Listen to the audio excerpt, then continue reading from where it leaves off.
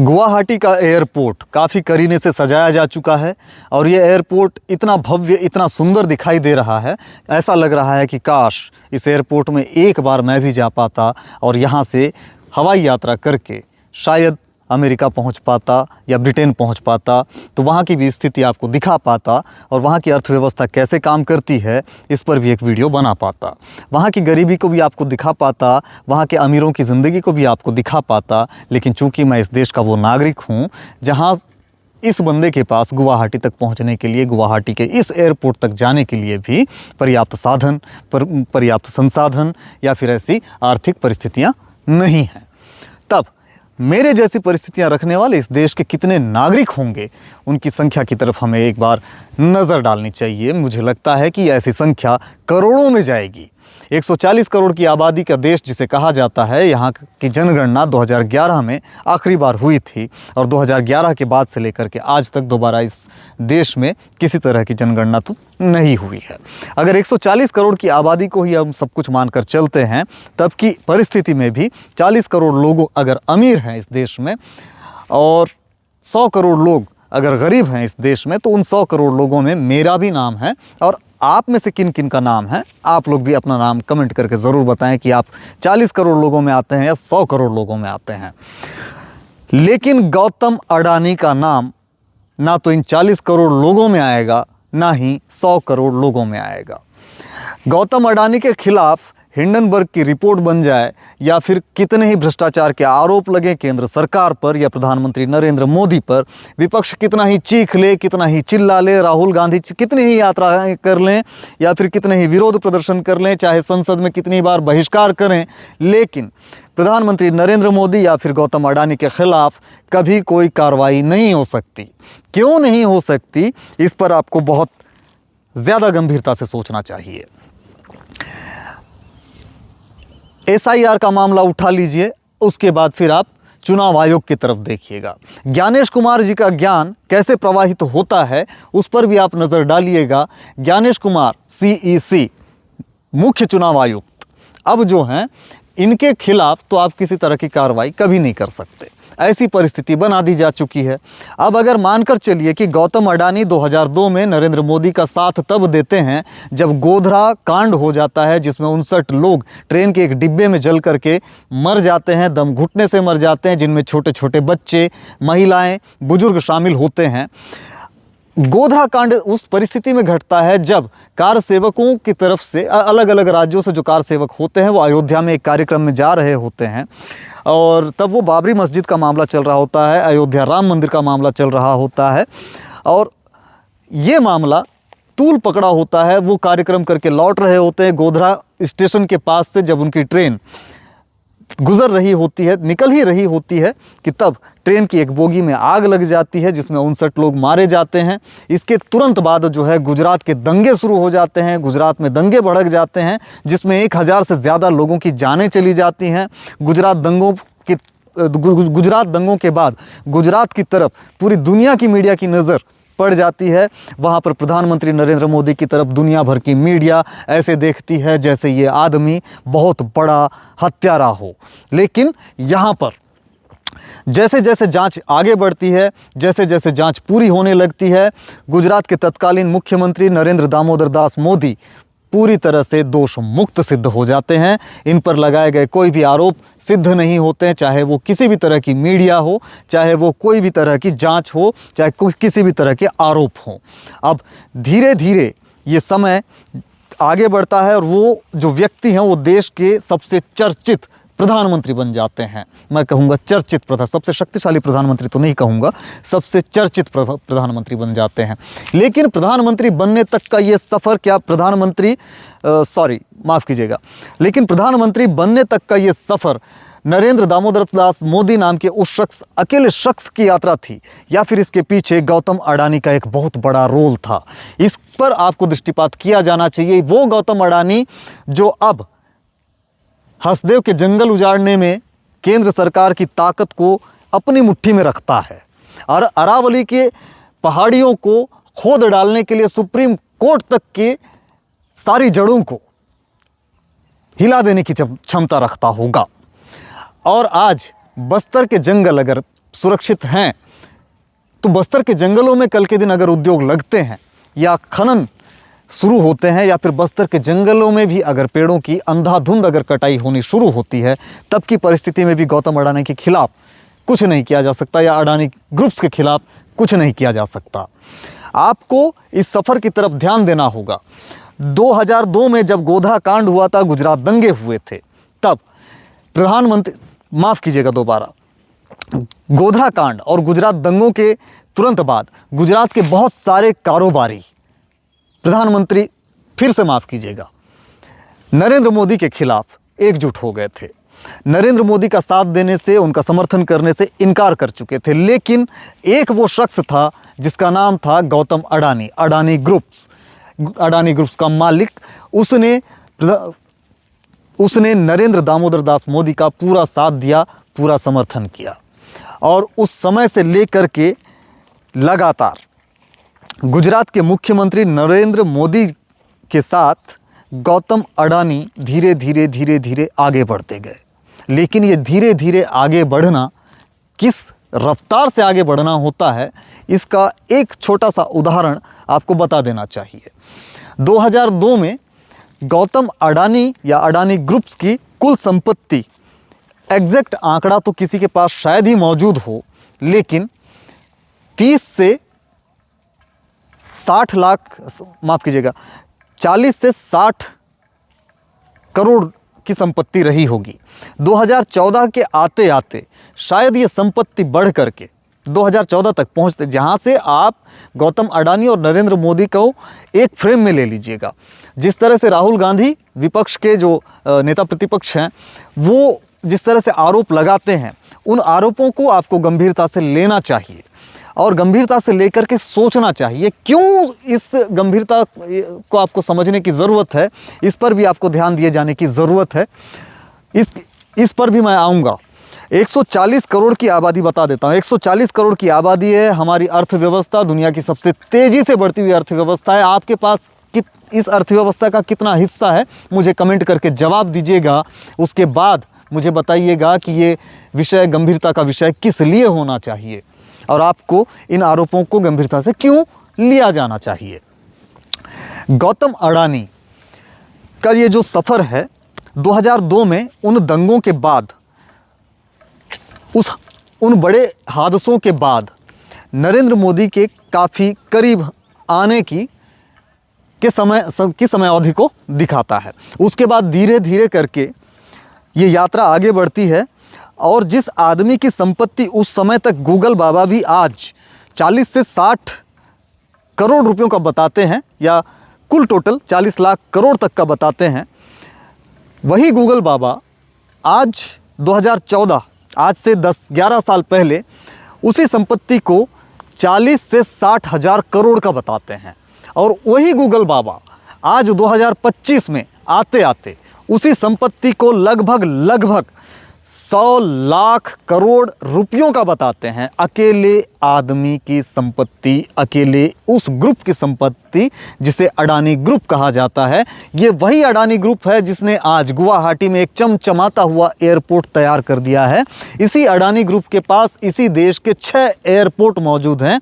कितने सारे पोर्ट इनके पास हैं, बंदरगाह मौजूद हैं, कितनी सारी ज़मीनें आज इस अडानी ग्रुप के पास मौजूद हैं। हसदेव के जंगल जो उजाड़ दिए गए, 2,70,000 के आसपास पेड़ों को काटने की स्वीकृति जिस अडानी ग्रुप को मिल गई, ये वो अडानी है।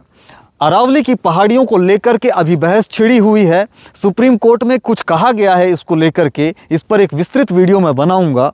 आने वाली वीडियो बहुत मुमकिन है कि सुप्रीम कोर्ट की तरफ से क्या कुछ कहा गया, क्यों कहा गया, क्या किया जाना चाहिए था, क्या कहा जाना चाहिए था, कौन से एक्शन लिए जाने चाहिए थे, इस पर भी हम नज़र डालेंगे। इस तेज़ी से बढ़ती हुई अर्थव्यवस्था की तरफ जब आप देखते हैं तो बहुत बड़ी संपत्ति, इस अर्थव्यवस्था का बहुत बड़ा हिस्सा जो है 2 लोगों के पास नज़र आता है आपको। एक है गौतम अडानी, दूसरा है मुकेश अंबानी। यहाँ पर एक आप हैं, एक हम हैं। इस तरह से हमारे आपके जैसे करोड़ों लोग यहाँ पर मौजूद हैं जो संघर्ष करते हुए अपनी ज़िंदगी आगे खींच रहे हैं। किसी तरह से खुद की ज़िंदगी को, खुद के परिवार की ज़िंदगी को संभालने की कोशिश कर रहे हैं। ऐसी परिस्थिति का सामना करते हुए हम जैसे लोग पर्यावरण संतुलन की तरफ भी ध्यान दे रहे हैं। अब आपको मैं ये नहीं कहूँगा कि सिर्फ और सिर्फ नरेंद्र मोदी, गौतम अडानी और सिर्फ अंबानी इस देश की इस हाल का जिम्मेदार हैं, मैं ये बिल्कुल नहीं कहूँगा और मैं इसका पक्षधर भी नहीं हूँ। कांग्रेस के समय में भी इस तरह की बहुत सारी चीज़ें घट चुकी हैं। बहुत सारे उद्योगपतियों पर, बहुत सारे अरबपतियों पर इस तरह के आरोप लगे थे। अलग अलग समय में कांग्रेस की सरकार को अलग अलग आरोपों, अलग अलग जांच का सामना करना पड़ा। अलग अलग चुनावों में हार मिलती गई, लेकिन बीजेपी को हार शायद ही कभी मिल पाएगी, जैसे हालात आज देखने को मिल रहे हैं। मुख्य चुनाव आयुक्त ज्ञानेश कुमार को इसमें शामिल किया जाना चाहिए इस वीडियो में, क्योंकि आप जब इन तमाम चीज़ों को देखते हैं, हिंडनबर्ग रिपोर्ट से लेकर के अडानी ग्रुप्स पर लगने वाले तमाम आरोपों की तरफ देखते हैं, जिस तरह से अडानी ग्रुप्स को लगातार ज़मीनें आवंटित की जा रही है या बेची जा रही हैं, चाहे 1 रुपये में बिहार में वहाँ के हज़ारों हेक्टेयर भूमि क्यों ना बेची जाए, या फिर असम में कोई जज अपनी कुर्सी पर से चौंक जाए कि क्या इतनी सारी ज़मीन। आप समझिए इसकी गंभीरता को। अब अगर उस अडानी को हसदेव के जंगल काटते हुए आप देखते हैं और बस्तर में अब धीरे धीरे जो है आते हुए अगर आप महसूस करते हैं या फिर आपको आशंका होने लगती है कि बस्तर के जंगल भी तो कहीं इसी तरह से हसदेव के जंगलों की तरह काट तो नहीं दिए जाएंगे, तब की परिस्थिति में मेरे पास एक बहुत छोटी सी जानकारी है कि अगर मानकर चलिए कि इस क्षेत्र में कोई खदान मिलता है, यानी कि किसी तरह की धातु, किसी तरह की तत्व मिलते हैं इस ज़मीन के नीचे, तब यहाँ पर खनन के लिए जो खदान लगाया जाएगा, बस यहीं पर के पेड़ काटे जाएंगे। जैसे बस्तर में बैलाडीला का नाम लेना बहुत सही रहेगा। 50-60 साल पहले बस्तर के बैलाडीला में एक खदान लगाया गया NMDC, और NMDC का जो खदान है वो तो एक बहुत छोटे से क्षेत्र में, बस्तर के एक बहुत छोटे से क्षेत्र में लगा हुआ है। बात अलग है कि उस खदान के कारण प्रदूषित होने वाला पानी नदियों से बह करके कितने गांवों को प्रभावित करता है, उस पर एक विस्तृत वीडियो बहुत जल्द हमारी आएगी। मुझे लगता है कि बहुत जल्द तो नहीं, लेकिन जब बाढ़ का समय होगा तब हमें ये वीडियो तैयार करना चाहिए। खैर, आगे बढ़ते हैं। अब आप देखिएगा कि अर्थव्यवस्था में आपका स्थान कहाँ है, तेज़ी से बढ़ती हुई GDP में आपकी जगह कहाँ है, आपकी जेब में कितने पैसे हैं, आपके बैंक में आपका बैंक बैलेंस कितना है, आपकी कुल संपत्ति कितनी है, ये आप तय कीजिएगा। अब मैं आपको उदाहरण देता हूँ अरावली की पहाड़ियों का। अरावली की पहाड़ियों को, जो पहाड़ 100 मीटर से कम के हैं, उन्हें पहाड़ नहीं माने जाने की बात कही गई है। और अरावली की पहाड़ियों को लेकर के एक बात स्पष्ट है कि ये पहाड़ियाँ लगभग 1.5 बिलियन साल पुरानी पहाड़ियाँ हैं, और दिल्ली और हरियाणा तक के जो थार जो डिज़र्ट है, उस तरफ से आने वाली जो रेतीली हवा है, उस हवा को रोकने का काम करती है। ऑलरेडी दिल्ली की हवा इस हद तक के प्रदूषित हो चुकी है कि मैं कभी वहाँ पर जाना ही पसंद ना करूँ। एक बार मैं गया था और मेरी इच्छा दोबारा जाने की तो नहीं है, लेकिन अगर आप लोग कहेंगे तो मैं दिल्ली भी जाऊँगा। दिल्ली से रिपोर्टिंग करने की मेरी बहुत इच्छा है। मैं एक बार जाकर दिल्ली दिखाना चाहता हूँ कि दिल्ली आखिर है कैसी जगह। मैं वहाँ के लोगों से इंटरेक्ट करना चाहता हूँ, मैं वहाँ के लोगों से बात करना चाहता हूँ, वहाँ के लोग कैसे जीते हैं, कैसे अपनी ज़िंदगी गुजारते हैं, वहाँ की ट्रैफिक व्यवस्था कैसी है। वहाँ पर हमारे देश की राजधानी है दिल्ली, तो हमारी राजधानी का जो हाल है वो कैसा है, मैं एक बार ज़रूर दिखाना चाहूँगा आपको। मैं खुद देखना चाहता हूँ अब क्या स्थिति है। खैर, अगर आप लोग कहेंगे तो मैं दिल्ली ज़रूर जाना चाहूँगा। दिल्ली जाकर के आपको ये रिपोर्टिंग ज़रूर मैं दिखाना, ग्राउंड रिपोर्ट में ज़रूर बताना चाहूँगा कि दिल्ली ऐसी दिखाई दे रही है, देखिए। खैर, आगे बढ़ते हैं। जब वहाँ की हवा में इतना अधिक प्रदूषण है, तब की परिस्थिति में आप अरावली की पहाड़ियों को खोद डालने की जो योजना बना रहे हैं, आपका दिमाग ठीक है गुरुदेव? मुझे तो नहीं लगता, क्योंकि इतनी बड़ी आबादी इस देश की, जिसे आप 140 करोड़ में समेट रहे हैं 2011 की जनगणना के मुताबिक, और आप उसके आगे नहीं बढ़ना चाहते हैं। क्या इसके बाद जनगणना हुई है 2021 में? अगर हुई होगी तो मुझे जानकारी दीजिएगा, और अगर मैं गलत बोल रहा हूँ तो मुझे माफ़ कीजिएगा। हो सकता है कि मुझे जानकारी का अभाव हो। खैर, जितनी जानकारी है उस जानकारी के मुताबिक मैं गलत नहीं हूं कि इन मामलों में, जिन मामलों में मैं बोल रहा हूं, एक आर्थिक परिस्थितियों को लेकर, इस देश की आर्थिक परिस्थितियों को लेकर के, इस देश के उस आबादी की आर्थिक परिस्थितियों को लेकर के जो दिन रात मेहनत मजदूरी करके, पढ़ाई लिखाई करके आज भी बेरोजगार घूम रहे हैं, या फिर मजदूरी करते हुए जो संघर्ष कर रहे हैं, कितने लोग आत्महत्या करने वाले किसान हैं, कितने लोगों की ज़मीनें छीन ली जा रही होंगी मुझे नहीं पता, लेकिन 2020 से लेकर के 2025 तक के आंकड़ा आप उठाकर देखते हैं तो 90,000 हेक्टेयर ज़मीन प्राइवेट हाथों में दे दी गई। और अब अगर पर्यावरण की ये दुर्दशा होने जा रही है तब मुट्ठी भर भी नहीं, अंगुली में गिन लें तो सिर्फ तीन नामों में एक नाम जो आ रहा है प्रधानमंत्री नरेंद्र मोदी का, कि वो इन दो नामों का संरक्षण करते हैं या फिर इन दो नामों को पर लगने वाले आरोपों को जो है उन पर कुछ नहीं कहते, चुप्पी साध लेते हैं। वो दो नाम है, एक गौतम अडानी और एक है मुकेश अंबानी। आखिर ये ताना बाना कैसे काम करता है? आखिर क्यों आप देश हित का नाम लेकर के एक जगह पर तो आप राम मंदिर बना करके वाकई इस देश की एक बहुत बड़ी आबादी का बहुत बड़ा प्रेम जीत लेते हैं, बहुत बड़ा समर्थन जीत लेते हैं। आखिर श्री राम से किसे प्रेम नहीं होगा? कण कण में रमने वाले राम से भला किसे प्रेम नहीं होगा? मैं तो उन्हीं के प्रेम में रहता हूँ, उन्हीं राम के प्रेम में रहता हूँ और उन्हीं राम का नाम लेकर के मैं कहता हूँ कि ये इस देश के साथ जो कुछ हो रहा है मुझे उस राम राज्य में नहीं दिखाई दे रहा है जिस राम राज्य की कल्पना शायद राजा दशरथ करते होंगे। अब आप देखिएगा इस देश की स्थिति को कि किस तरह से करोड़ों की आबादी की इस देश की करोड़ों की जो अर्थव्यवस्था है, उस अर्थव्यवस्था में आपका कंट्रीब्यूशन क्या है, उसमें आपका हिस्सा कितना है, और साथ ही साथ प्रकृति को होने वाले इतने बड़े नुकसानों की तरफ संसद में राहुल, अगर मैं कांग्रेस की बात कर रहा हूँ तो बिल्कुल मुझे ये मत समझिएगा कि मैं किसी का पक्षधर हो रहा हूँ। कांग्रेस की तरफ से राहुल गांधी और प्रियंका गांधी ने संसद में एक महत्वपूर्ण मुद्दा उठाया था। उस मुद्दे का नाम था दिल्ली में वायु प्रदूषण को लेकर के चर्चा। मैं कहता हूं दिल्ली में वायु प्रदूषण को लेकर के चर्चा नहीं, अगर आप वायु प्रदूषण की बात करते हैं तो पूरी दुनिया भर में 1750 के बाद से लेकर के अब तक के किस तरह से प्रदूषण हुए हैं, वायु प्रदूषण, जल प्रदूषण, मृदा प्रदूषण, और इनके क्या प्रभाव पड़े हैं, कैसे ये प्रदूषण बढ़ते गए हैं, किस तरह से जलवायु परिवर्तन के लिए इन प्रदूषणों ने कितना बड़ा योगदान दिया है, किस तरह से औद्योगिकरण के बाद से पूंजीपतियों ने इस देश की, माफ़ कीजिएगा, इस पूरी धरती को इतना बड़ा नुकसान पहुंचाया कि जिसको हील करने में, जिसको ठीक करने में शायद सैकड़ों साल लग जाएंगे।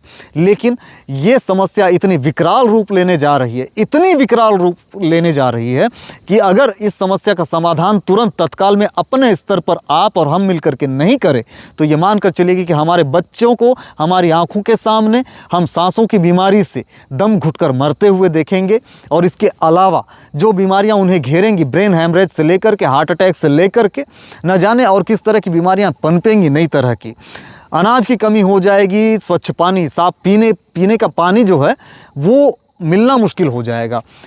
एक आंकड़े के मुताबिक भारत में 70% भूजल, जो ज़मीन से मिलने वाला पानी है, वो प्रदूषित हो चुका है। 70% किसे कहा जाता है? 70% पानी पूरे भारत का जो भूजल स्तर है, मैं उसकी बात कर रहा हूँ। एक आंकड़े के मुताबिक, इंटरनेट पर ये जानकारी मौजूद है, आप देख लें। और अगर ऐसी परिस्थितियों में मेरे पास एक बहुत ज़रूरी कॉल आ रहा है, शायद मुझे थोड़ी देर के लिए वीडियो रोक देना चाहिए।